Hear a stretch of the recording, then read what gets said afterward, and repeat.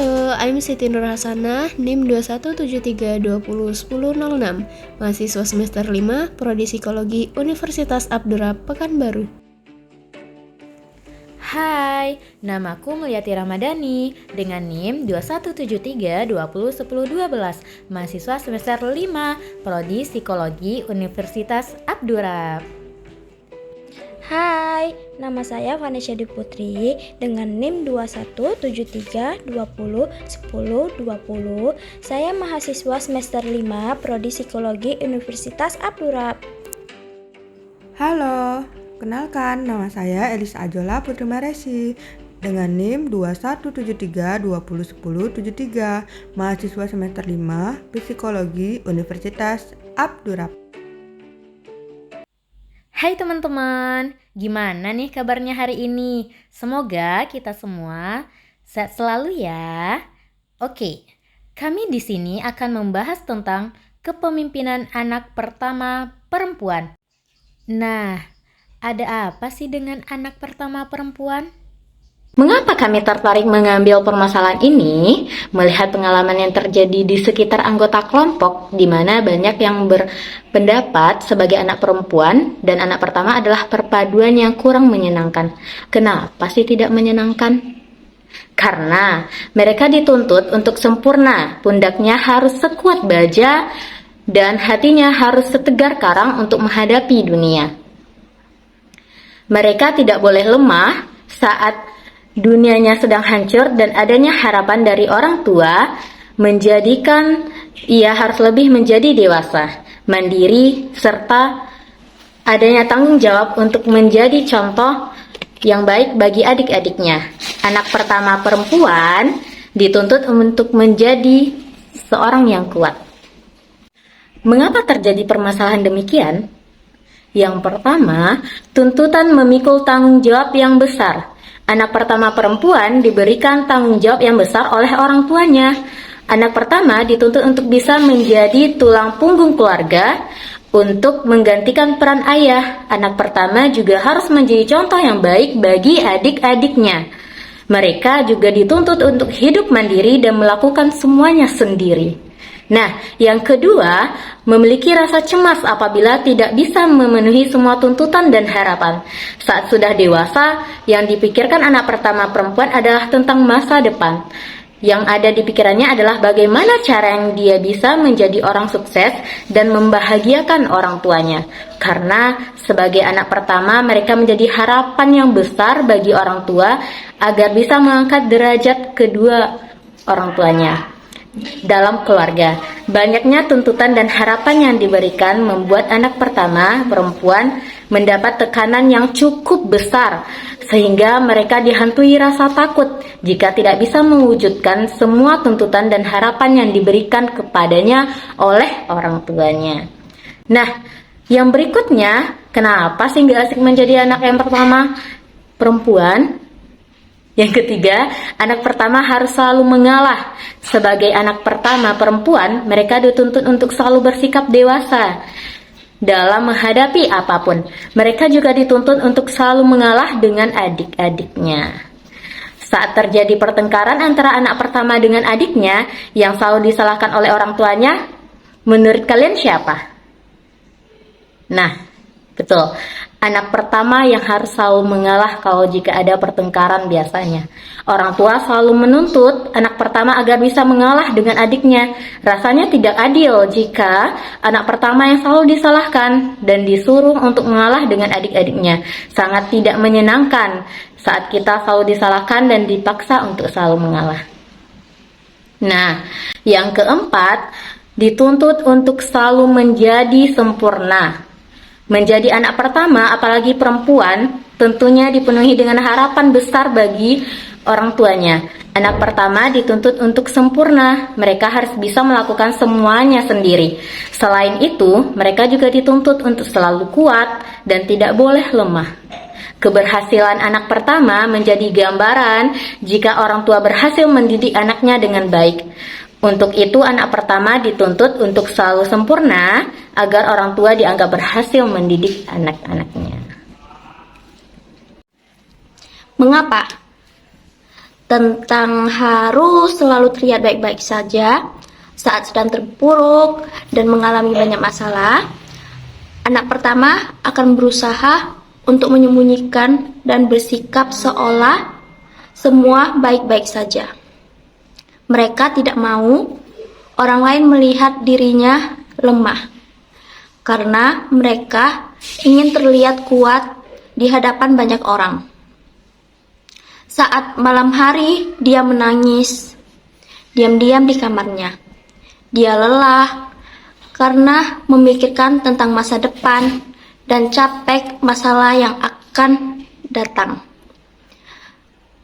Anak pertama tidak sekuat yang orang-orang lihat. Mereka sering menangis diam-diam di kamarnya.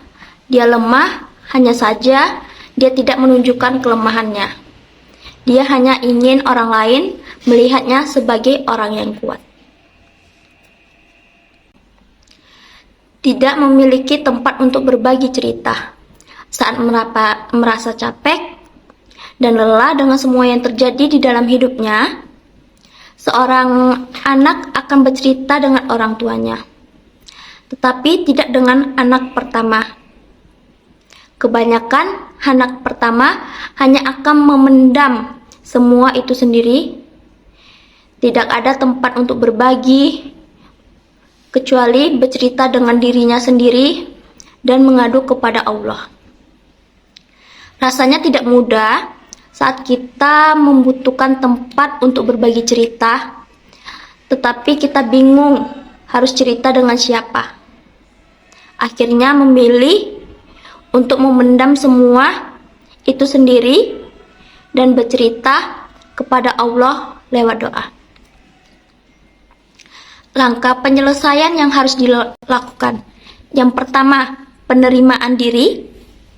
Yang kedua, membangun hubungan positif dengan orang lain. Ketiga, kemandirian dan tanggung jawab akan keputusan yang sudah dipilih. Keempat, penyesuaian diri dengan lingkungan. Kelima, memiliki tujuan hidup. Keenam, mengembangkan potensi diri. Ketujuh, mempersiapkan diri secara psikologis, agama, maupun finansial sebelum menjadi orang tua. Nah, apa hasil yang akan dicapai? Yang pertama, penerimaan diri. Mencoba berdamai dengan keadaan, karena jika mencoba akan jauh lebih baik daripada tidak sama sekali. Dan meratapi nasib, mereka dapat menerima kenyataan bahwa memiliki peran dan tanggung jawab sebagai anak sulung perempuan.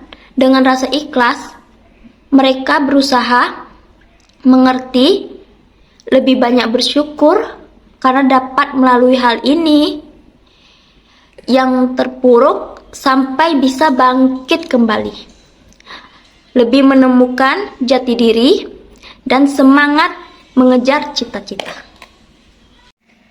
Baik, yang kedua adalah membangun hubungan positif dengan orang lain. Menjadi anak perempuan pertama sangat sulit untuk menemukan tempat untuk berbagi. Lebih lagi apabila anak perempuan tersebut adalah sifatnya orang yang menutup diri, lebih sensitif dan kurang akan bersosialisasi. Bahkan ada banyak anak pertama perempuan yang lebih memendam perasaannya, atau apa yang dia rasakan itu dipendamnya, atau dia hanya bercerita kepada teman dekatnya. Nah, dengan mengikuti cara berorganisasi, mungkin dia akan lebih banyak membangun hubungan baik dengan orang lain. Semakin banyak pula mereka akan mendapatkan dukungan sosial dari orang-orang yang di sekitar mereka. Lalu yang ketiga apa? Yang ketiga adalah kemandirian dan tanggung jawab akan keputusan yang sudah dipilih. Nah, sebagai anak pertama perempuan, kemandirian itu terbentuk melalui pengalaman yang selama ini telah dirasakan. Seseorang yang memiliki kemandirian, dia mampu mengatasi berbagai permasalahan yang melanda hidupnya. Meskipun dalam dimensi kemandirian dilakukan dengan cara yang berbeda-beda, akan tetapi mereka itu mampu mengatasi berbagai permasalahan dan tekanan yang dihadapinya. Ketika seseorang ada dalam masalah, mungkin dia bisa melakukan cara berserah diri, mencari motivasi, bermain game, atau bahkan ada yang perlu keluar rumah, healing, ke kafe, atau nongkrong. Nah, mereka juga menyadari bahwa sebagai anak pertama perempuan itu tidak ingin menjadi beban, sehingga dia harus menjadi orang yang bertanggung jawab. Selanjutnya, yang keempat yaitu penyesuaian diri dengan lingkungan. Penguasaan lingkungan pada anak pertama perempuan itu perlu dilakukan untuk menjaga psikis anak perempuan tersebut. Seseorang yang memiliki penguasaan lingkungan akan dapat mengarahkan beberapa kegiatan eksternal di luar dirinya, memiliki rasa penguasaan dan bersaing dalam lingkungan, serta mampu memilih lingkungan yang baik dan tidak sesuai dengan kebutuhan. Nah, di sini anak perempuan ini ingin membuktikan bahwa dirinya itu mampu harus mengangkat derajat orang tua, ada mulut yang harus dibungkam, dan dia itu harus menjadi contoh yang baik untuk adiknya. Akan tetapi, ada yang memilih untuk diam di rumah ataupun keluar dari rumah jika memang itu ada keperluan, sehingga menjadi individualis dan adaptis yang menyebabkan lingkungan menjadi memandang dirinya itu sebagai orang yang negatif. Lalu yang kelima itu adalah memiliki tujuan hidup. Nah, sebagai manusia pasti kita memiliki permasalahan dalam hidup, terutama sama juga dengan anak pertama perempuan yang dihadapkan dengan harapan-harapan yang ada. Akan tetapi ada yang terpuruk, ada pula yang menjadikan masalah tersebut menjadi lebih baik. Sebagai anak pertama perempuan tidak akan berdiam diri pada masalah tersebut. Mereka itu memiliki tujuan hidup yang terarah dan yang tujuan itu harus dicapai agar melanjutkan hidup ke depannya lebih baik. Nah, kebanyakan dari mereka itu memiliki tujuan hidup untuk membahagiakan keluarganya, adiknya, bisa membantu keluarga, membantu kebutuhan diri sendiri, seperti memiliki karir atau pekerjaan yang mapan. Nah, hal tersebut menjadi tujuan kami agar tidak menjadi beban keluarga, terutama kami sebagai anak pertama perempuan. Bahkan ada yang memiliki tujuan hidup agar dapat mengenal diri sendiri. Yang keenam adalah mengembangkan potensi diri.